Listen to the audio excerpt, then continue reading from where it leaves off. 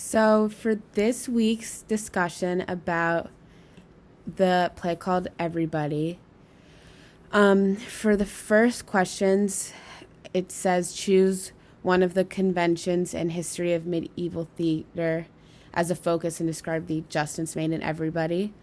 So, for this play, I said the play demonstrates religious teachings, which was one of the conventions of medieval theater.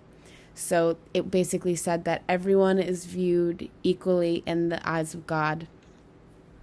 And they did this to show that God treats everyone with different religions like the same. Like no one is discriminated based on what religion they are in the eyes of God.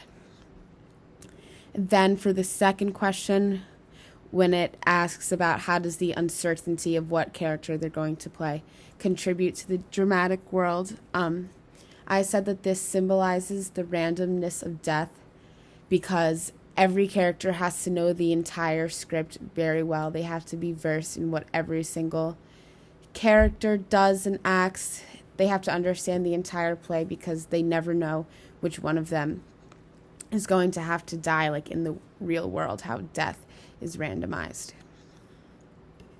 So for the third question, something that I didn't completely understand and needed to do some additional research on was why was good deeds the only one to accompany every man like in death.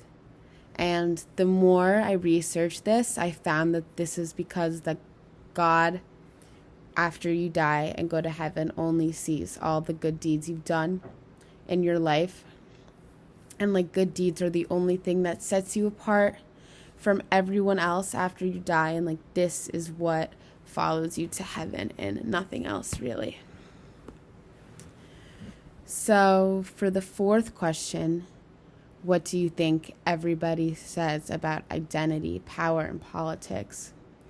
I think this play showed that no matter where you are in society, God sees you as an equal.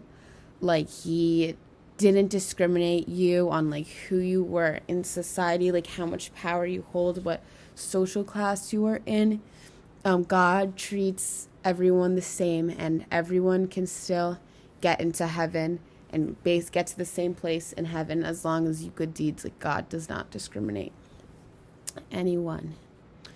And so 2 questions I'd like my peers to discuss. The first one is, why did they change the characters' names from the original play to this one? Like I would just like to know what people think the significance is behind that.